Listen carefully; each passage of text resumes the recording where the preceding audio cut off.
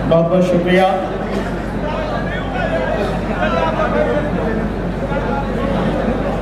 करुणा के महासागर तथागत बुद्ध,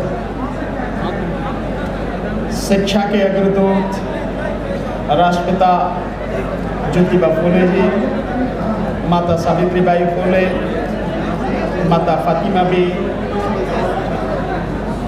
आरक्षण के जनक शाहूजी महाराज, ईवी रामास्वामी नायकर पेरियार जी, पेरियार ललन सिंह यादव जी, बहुजन नायक मानव साहब काशीराम जी जिनकी आज पुण्यतिथि है, और समग्र क्रांति के प्रणेता, शोषितों, पीड़ितों और नारी जाति के मुक्तिदाता बोधिसत्व बाबा साहब डॉक्टर भीमराव अंबेडकर जी, मंच पर उपस्थित पूज्य भिक्षु संघ, मेरे बड़े भाई महमूद पराचा जी, डॉक्टर राजकुमार जी, लक्ष्मण यादव साहब, नवीन कुमार जी, नीरज पटेल साहब, ग्रुप कैप्टन दिनेश चंद्रा जी और बाकी सभी साथी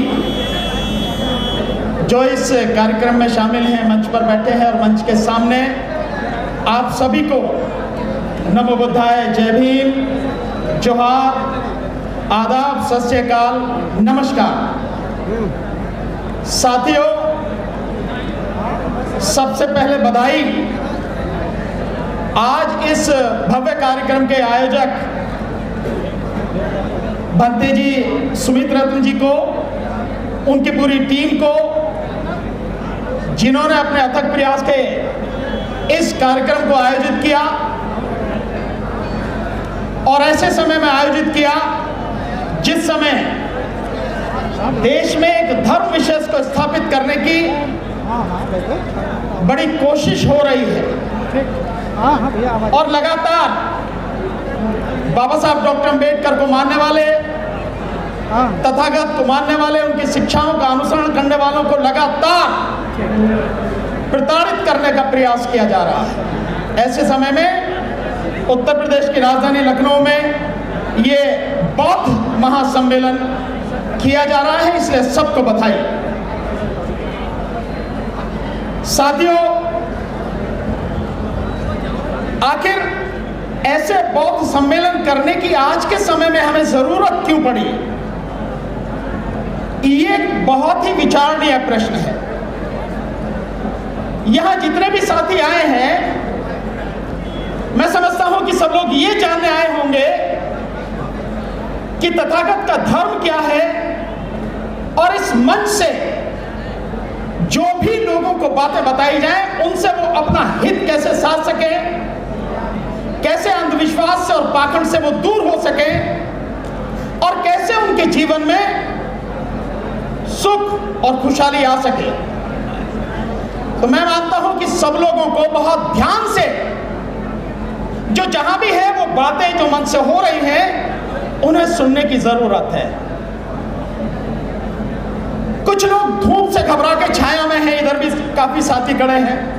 अगर ये सारे के सारे साथी जो इधर उधर खड़े हैं ये सामने अगर कुर्सियों पर बैठ जाएं तो मेरा विश्वास है कि कुर्सियां पूरी भर जाएंगी, उसके बावजूद भी लोगों को जगह नहीं मिलेगी, खड़े होंगे। इतने लोग यहाँ पर उपस्थित हैं अभी। और फिर हम किस बात से डर रहे हैं? धूप हमें डराएगी क्या?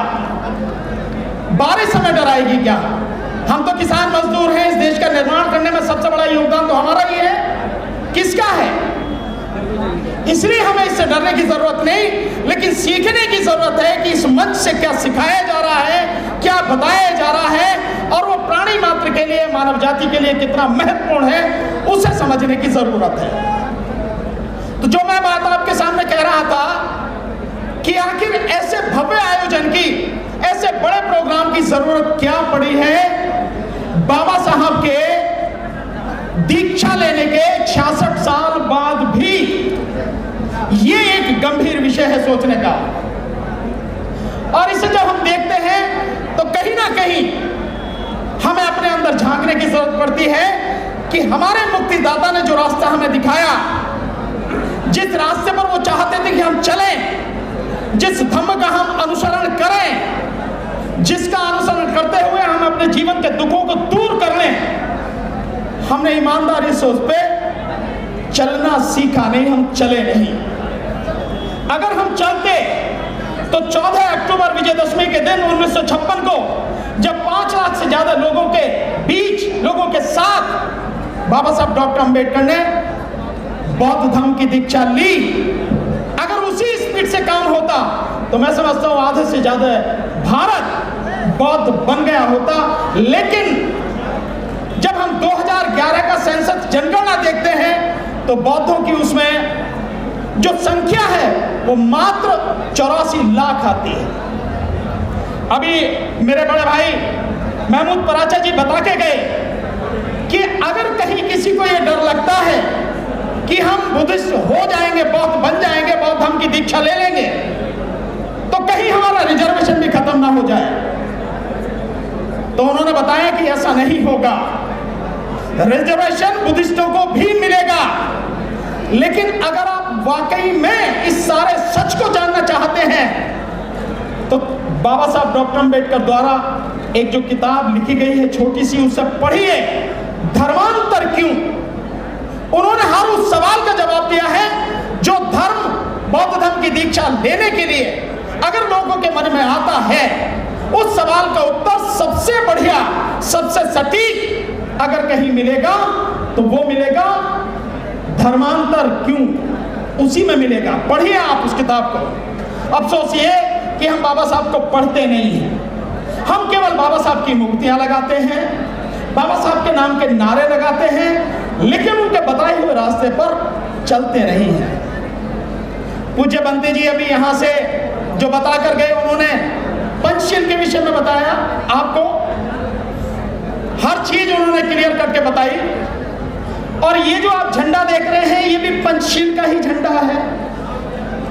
ये जो बौद्ध धर्म का झंडा है ये पंचशील का ही झंडा है, चारों तरफ आप देख रहे हैं। ये क्या है, शील क्या है? शील वो आधारशिला है जिस पर बुद्धिज्म टिका है। तथागत की शिक्षाएं हमें जिस रास्ते पर ले जाना चाहती हैं वो ये धम्म उसी शील पर टिका है, त्रिशरण और पंचशील पर। ये आप इमारत देखते हैं जिसके नीचे पंडाल लगा है, हम लोग बैठे हुए हैं। आप सोचते होंगे बहुत मजबूत इमारत है, बड़ी अच्छी इमारत है। लेकिन ये इतनी मजबूत क्यों है? क्योंकि इसकी नींव मजबूत है, तभी ये मजबूत है। और ये जो शील है जिसमें कहा गया है कि मैं किसी भी तरह की हिंसा नहीं करूंगा, मैं चोरी नहीं करूंगा, मैं व्यभिचार से दूर रहूंगा, मैं झूठ नहीं बोलूंगा और मैं नशीले पदार्थों का सेवन नहीं करूंगा, ये बुद्धिज्म की आधारशिला है। अगर हम इन्हें अमल में नहीं लाते, मैं मानने की बात नहीं कर रहा हूं, मैं कह रहा हूं कि अगर हम इन्हें अमल में नहीं लाते तो निश्चित रूप से हम उस रास्ते पर 1 इंच भी नहीं बढ़ पाएंगे जो तथागत का रास्ता है। उस रास्ते पर बढ़ने के लिए हमें इन शीलों का अनुसरण करना होगा, इनको अपने जीवन में उतारना होगा। और इसके साथ साथ जो त्रिशरण है, बुद्धम शरणम गच्छामि यानी ज्ञान की शरण में जाता हूँ, धम्मम शरणम गच्छामि यानी धम्म की शरण में जाता हूँ, और संगम शरणम गच्छामि यानी संग, जो कुशल, जो अच्छे लोग हैं, जो अर्हत लोग हैं, उनकी शरण में, या ज्ञान का जो पुंज है ऐसा संग, उनकी शरण में जाता हूँ। जब तक ये नहीं होगा तब तक हम उस रास्ते पर चलेंगे नहीं साथियों, चल नहीं पाएंगे। इसीलिए इस तरह के आयोजन करने की जरूरत है साथियों। आप लोग कितने कितने दूर से आए हैं, देश के भिन्न भिन्न कोनों से आए हैं, कोई महाराष्ट्र से है, कोई मध्य प्रदेश से है, कोई छत्तीसगढ़ से है, नीचे दक्षिण भारत से भी लोग आए हैं, उत्तर प्रदेश से भी लोग हैं, बिहार से भी लोग हैं, देश के बाहर विदेश से भी यहाँ साथी आए हैं, बोल कर गए हैं। क्यों आए हैं? क्योंकि उनके मन में एक ललक है, आपके मन में भी एक ललक है कि जो बाबा साहब डॉक्टर अंबेडकर ने हमें रास्ता बताया, हम उस रास्ते पर चलें। और आज की तारीख में इसी रास्ते को मिटाने का प्रयास किया जा रहा है। आखिर बुद्ध की शिक्षाओं से दिक्कत क्यों है? तथागत के रास्ते से दिक्कत क्यों है? क्यों? क्योंकि अंधविश्वास को अगर कोई एकदम या कोई विचारधारा खत्म करती है, नष्ट करती है पूरी तरह, तो वो है बुद्ध की विचारधारा, बुद्ध की शिक्षा। और इंसान का अगर पतन होता है तो वो अंधविश्वास से ही होता है और पाखंड से ही होता है। और पाखंड को जड़ से उखाड़ने की अगर कोई एक तरीका है, कोई एक दवा है या कोई एक कारण है, तो वो केवल बुद्ध का शिक्षा है, बुद्ध की रास्ता है और कुछ नहीं है। तो जो पाखंड है, जो लोग इससे घबराते हैं वो पाखंड ही फैला रहे हैं। जो कहते हैं कि आपको सोचने की जरूरत नहीं है, आपको तर्क करने की जरूरत नहीं है, आपको जानने की जरूरत नहीं है, हम जो कह रहे हैं केवल उसको मानने की जरूरत है और आंख मीच कर आप उस पर चलते चले जाइए और अपने आप को, अपने समाज को तबाह कर लीजिए। और हम बाबा साहब के मानने वाले हैं। हम तर्क पर आधारित, न्याय पर आधारित, स्वतंत्रता पर आधारित, भाईचारे पर आधारित जो रास्ता है, जो सबके हित का रास्ता है, समानता का रास्ता है, हम उस रास्ते पर चलने के लिए कटिबद्ध हैं, प्रतिबद्ध हैं। हम उस रास्ते पर चल रहे हैं साथियों। इसलिए साथियों, हमें बुद्ध के रास्ते पर चलना होगा, अन्यथा हमारा भला होने वाला नहीं है। और मैं आपको, क्योंकि पीछे से थोड़ा आवाज आ रही है तो मुझे अपनी बात को जल्दी ही खत्म करना पड़ेगा, पर मैं आपके सामने दो बातें जरूर रखना चाहता हूं। आप सारे के सारे लोग आए हैं। आज की तारीख में ये सबसे बड़ा जो खतरा है, मैं उस खतरे की तरफ आपको आगाह करना चाहता हूं साथियों। एक बार अपने अंतर्मन में झांक कर देखिए कि क्या हम ईमानदार हैं या हम बेईमान हैं। क्या हमने बाबा साहब को सच में माना या हमने उनके साथ में बेईमानी की, या उनके नाम को, उनके मिशन को राजनीति और अपने स्वार्थ के लिए ही इस्तेमाल किया है। अगर हम वाकई में उनके बताए रास्ते को ईमानदारी से, अपने कष्टों को, दुखों को दूर करने के लिए कोशिश करते, तो देश बहुत कुछ बुद्ध में बन गया होता। और इस देश को, इस राष्ट्र को बौद्ध में बनाना हम सबकी जिम्मेदारी है। तभी सबको स्वतंत्रता मिलेगी, बराबरी का हक मिलेगा, न्याय मिलेगा और तभी भाईचारा कायम होगा। अन्यथा जो ताकतें हैं और जो ताकतें आज सत्ता में बैठी हैं, वो ताकतें इस देश को पूरी तरह खत्म करके इस पूरे बहुजन समाज को, इस पूरे शूद्र समाज को, जिसमें SC, ST, OBC, माइनॉरिटी सारा आता है, इसको पूरी तरह से गुलाम बनाने के लिए लगातार प्रयास कर रहे हैं। और अगर ये तथागत का धर्म लोगों के बीच में अपनी जड़ें बना गया, लोगों की समझ में अगर ये धर्म आ गया और उस रास्ते पर उन्होंने चलना शुरू कर दिया, तो चाहे कोई सरकार हो, चाहे कोई पाखंड फैलाने वाला हो, वो बिल्कुल ऐसे उड़ जाएगा कि जैसे आंधी में पत्ते उड़ जाते हैं ना, उनका अता पता भी नहीं होगा। इसलिए साथियों, उनको घबराहट है इससे। और ऐसी सरकार, इस सरकार को उखाड़ कर फेंकना जरूरी है और उसके लिए EVM को उखाड़ कर फेंकना जरूरी है। आप जानते हैं हम लगातार EVM का आंदोलन लगातार कर रहे हैं। ये मंच हालांकि इस बात को कहना कर रही है, लेकिन ये जुड़ा हुआ है उसी से। अगर देश का संविधान बचेगा तो ही और कुछ बचेगा। बाबा साहब का बताया हुआ देश बचेगा, उनकी शिक्षाएं बचेंगी, बुद्धिज्म बचेगा। अगर संविधान ही खत्म हो गया तो कुछ नहीं बचेगा।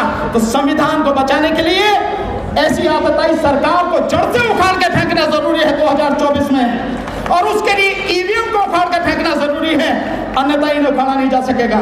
आप जाने से पहले हम लोग एक हस्ताक्षर अभियान EVM के विषय में चला रहे हैं, ताकि ये मानते हैं, 1 मिनट में बताना चाहूंगा, इस देश में 90 करोड़ मतदाता हैं, 65% पोलिंग होता है। मान लीजिए कि 60% पोलिंग हो रहा है, 7 करोड़ लोग वोट दे रहे हैं। 7 करोड़ लोगों में से अगर 30 करोड़ लोग इस हस्ताक्षर अभियान में हमारा साथ दे दें, हस्ताक्षर करके हमें दे दें केवल, और उसके बाद में बाकी हमारे वकीलों की जिम्मेदारी, जो हमारे भाई, बड़े भाई महमूद पराचे बता के गए। मैं कल सुबह इसीलिए जल्दी आया कि यहाँ लखनऊ हाईकोर्ट के जो एडवोकेट हैं उनके साथ में हमारी मीटिंग हुई है, और बहुत जल्दी 2024 के शुरू होने से पहले राष्ट्रीय स्तर पर वकीलों की ऊपर से लेकर केंद्र से लेकर तहसील तक एक जबरदस्त संगठन खड़ा किया जाएगा। तो हर जगह आपको तैयार मिलेगा साथियों। सो हम सब जो काम कर रहे हैं उसके लिए मैं आपसे चाहूंगा कि क्योंकि दे देंगे। तो हमारे जो सारे वकील हैं, सुप्रीम कोर्ट आज ईवीएम पर सुनने को तैयार नहीं है। जितनी पिटीशन है सब डिसमिस की गई है। यहाँ पर हमारे साथी राजकुमार जी एडवोकेट जी बैठे हैं, उन्होंने भी डाली, वो भी खत्म की गई। तो अब तरीका क्या है? एक दो ही है, या तो सुप्रीम कोर्ट खत्म करेगी या पार्लियामेंट में बीजेपी का कब्जा है, वहां से होगा नहीं। तो हमारा प्लान ये है कि ये 30 करोड़ लोग अगर सिग्नेचर करके ईवीएम फॉर्म पे हमें दें, तो हम सारे के सारे बहुजन समाज के वकील सुप्रीम कोर्ट का घेराव करके और इस ईवीएम को हटा के इस देश के संविधान और लोकतंत्र को बचाएं। बस इसी के साथ जो भी साथी हैं फॉर्म लेके जाएं, मैं निकाल के अभी सबको दूंगा, बिना उसके कोई जाएगा नहीं। ये आपकी जिम्मेदारी है मेरे साथ साथ। बहुत बहुत धन्यवाद भंते जी का, जिन्होंने मुझे बुलाया, और आप सब साथियों का जिन्होंने ध्यान से सुना, और यहाँ पर उपस्थित सभी साथियों का बहुत बहुत शुक्रिया। नमो बुद्धाय, जय भीम, जय मूल्यवासी, जय भारत।